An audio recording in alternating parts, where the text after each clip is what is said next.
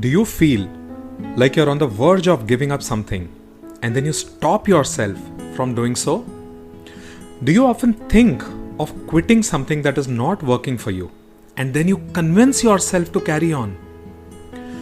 Do you often worry about what people will say if they were to find out that you quit something? Welcome to the Alpha Life Project. You know, this is a place where the focus is on all things you.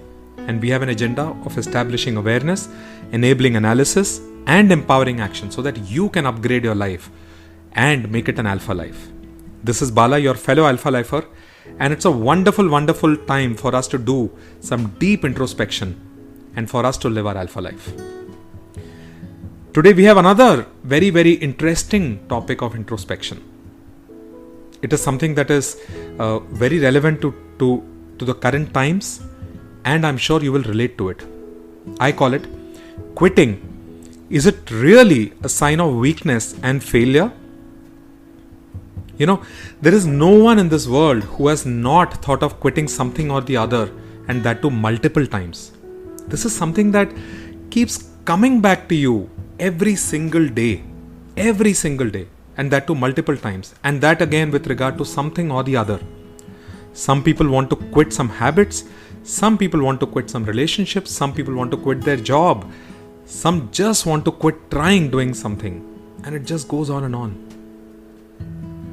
Quitting or the feeling of quitting is all around you, and so is the entire gamut of emotions, feelings, and beliefs that are associated with quitting. Time to deep dive. Let's start with a story like we always do. There is this famous story of a mountaineer. He was climbing this mountain with a set of other climbers. There was snow all around. A strong wind was blowing. They had their pickaxes and ropes handy while they went about climbing this mountain. Slowly and steadily they were making progress.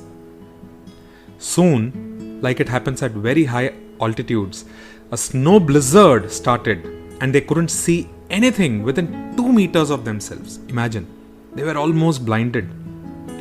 But they still continued going forward, bit by little bit. Our mountaineer was at the back of the entire pack. He was also following the entire group. Suddenly, he felt the snow loosening up under his feet. He realized that he had stepped on the snow covering a crevice. It couldn't take his weight, and he plunged right into it. Just before he fell, he dug his axe deep into the ground. His rope was tied to the axe on one end and to his hip on the other. He fell into the crevice, but he didn't land because the axe was dug deep and strong. But now he was stuck hanging in the dark crevice. He couldn't see a thing. It was so dark all around him. His friends came back and they tried to pull him out, but they could not. They went ahead and called for help. They also told him that the crevice couldn't be so deep and he should try cutting his rope. Even his gut feel and years of experience of mountaineering told him to cut the rope. But he was afraid of doing so.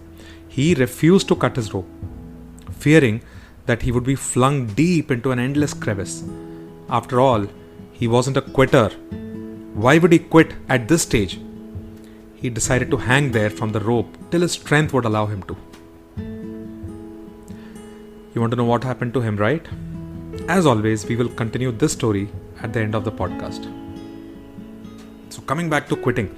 Quitting is definitely all around you. It is, one side of a coin whose other side is starting or initiating. That is correct. You heard me right. Quitting and initiating are actually two different sides of the same coin. You cannot have only one side of it, right? You will need to indulge in the other one as well. Which means if you quit something, you will need to start something. If you start something, it means that you will have to quit something.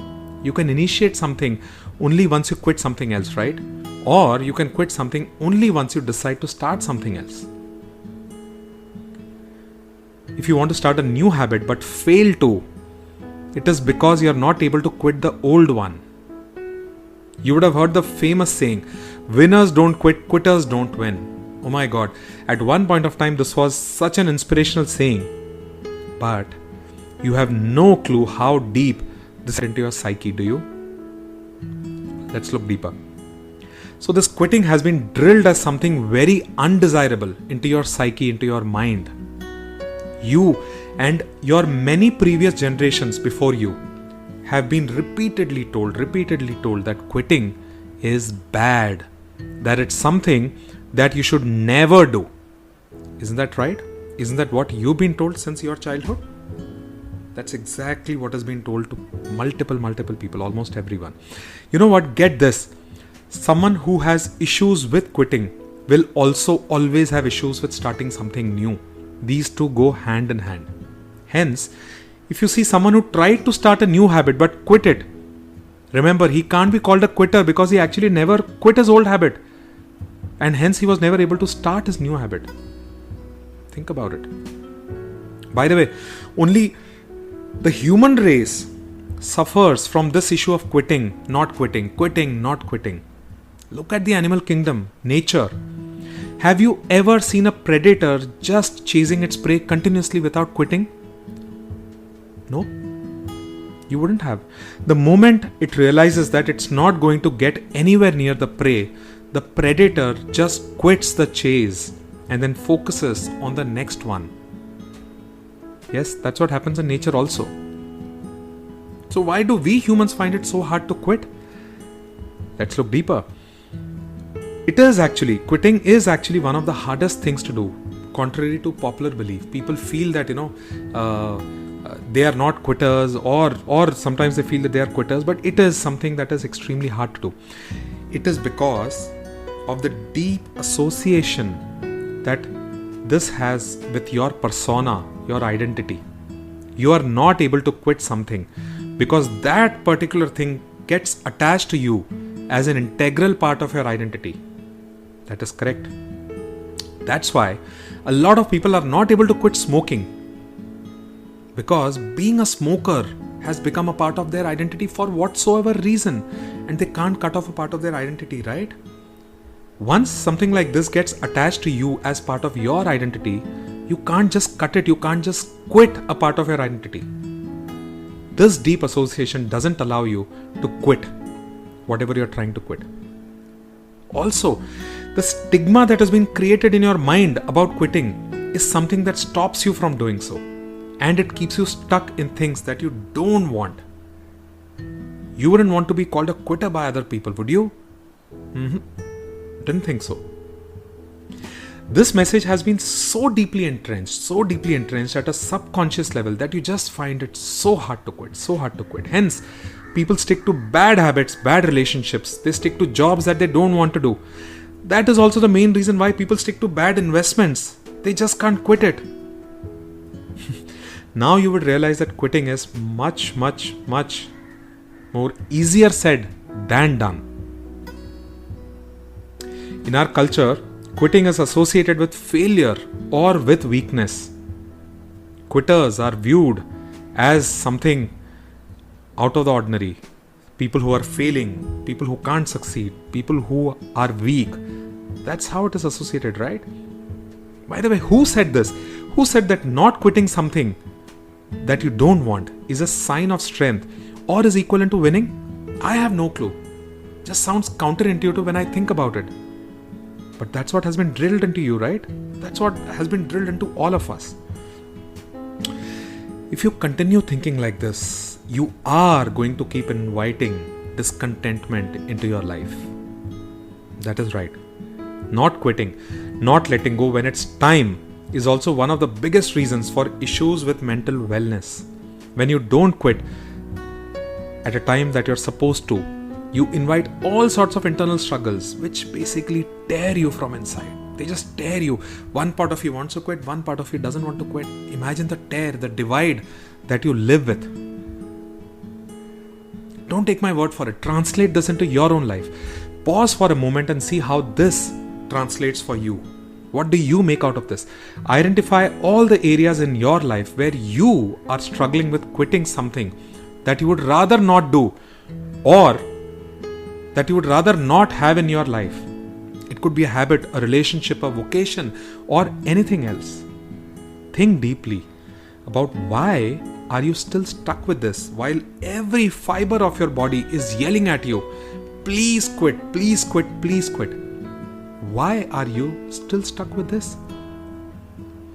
To understand this more easily, try and identify areas of your life where you feel torn from inside, divided from inside. One part of you opposing another part. In all probability, one part is asking you to quit while another one is stopping you from quitting. Especially pay close attention to the areas where your heart is screaming at you to quit while your head is telling you to carry on, continue on. These are the areas which probably cause you maximum pain and discontent. Again, don't take my word for it. Look at it for yourself, by yourself. Let's look at how to deal with this. The way this entire thing has been framed in your mind, this quitting business, a lot of reframing will have to be done. A lot of reframing is required in your mind to take care of this. So get this first. There is nothing wrong with quitting, because only once you quit something would you be able to create something else, something new in its place. So first and foremost, instill this thought deep inside your psyche. Quitting is a natural process. If creation is a natural process, so is quitting. Only when you close one door will you be able to open another, right? Only when you turn one page will you be able to go to the next one. So understand this, remember this, underline this. Quitting is a precursor to creating. Only when you decide to quit can you decide to create. So, if you want to quit something, quit without overthinking or over-justifying it. It is okay to quit. No one is going to feel bad. And if they do, that is their business. So you stop over-justifying or over-analyzing it. It is okay to quit, and it will all be okay if you were to quit. Nothing wrong would happen just because you quit. Nothing wrong would happen if people called you a quitter. Remember, all people do this. From the best of sports champions to the biggest of business leaders, everyone knows when to quit. No one hangs on to something without quitting. It is common knowledge amongst winners that quitting allows them to win another day. Yep, that's right. The thing with quitting is, as a society, we have become so much polarized against mistakes that we don't allow ourselves, or for that matter anyone else, even the simple scope of making a mistake. And quitting is viewed as a mistake. That attitude in itself is probably our biggest mistake. Always remember, when you are ready to quit something, it means that you are ready for something new. So coming back to the story of this mountaineer who was left hanging by a rope in a dark crevice. His friends were able to call the rescuers, but many hours had passed because a blizzard had taken its toll and its own sweet time. So by the time the rescuers came in, it was a long while later. Once the rescuers came, they went about trying to get him out. They found the mountaineer, but they found him dead from the cold, hanging from the rope in the crevice. He was hanging just 2 feet above the floor of the crevice. Can't help but imagine, right? What could have been possible had he just quit hanging at that time and trusted his gut feeling, right? You know that the story is just a metaphor. There are probably many such examples, not one but multiple examples in each of your lives where you are hanging by a rope, refusing to let go, even when your entire body, your entire mind, your heart, everything inside you is telling you to let go, but you're refusing to let go. But maybe you're just 2 feet above the ground. Think about it deeply. Let's watch the movie of your life. Just suppose that you were to continue with this habit of not quitting. What if you continued with this, kept with the internal divide? Imagine how does your life look like? Just carrying on, soldiering on, not quitting, being tough on yourself. how does the rest of your life look like? And if you were to flip it, just suppose that you said that it is okay to quit. You removed the social stigma attached to quitting, accepted it as part of the process, and just let go of things that you don't need in your life. How does your life look like now and going forward? Which is the movie that you would like to watch, and which is the movie that you would like to create? While you're thinking about these thoughts and the movie of your life, also think about who have you become by refusing to quit, and who could you possibly become if you were to quit when your heart said so? Why is figuring this quitting business so important for you? How would you like to reframe and embrace quitting in your life as a part of your life? And what steps would you like to take right away? You know the saying, winners don't quit and quitters don't win. It's a great saying. Probably it was very subjective and pertaining to something very specific in its own time. I would say that its time has run. It's over now. It cannot be used as a thumb rule for everything any longer. Maybe it's high time we replace that saying with a new one. Winners also quit and quitters also win. Thank you for listening in. If you like to whatever you're listening to here, please pay it forward, share it with people in your tribe, in your circle who could also benefit from the same. This could be one of the ways that you could contribute to their life. Once again, welcome to your Alpha Life project.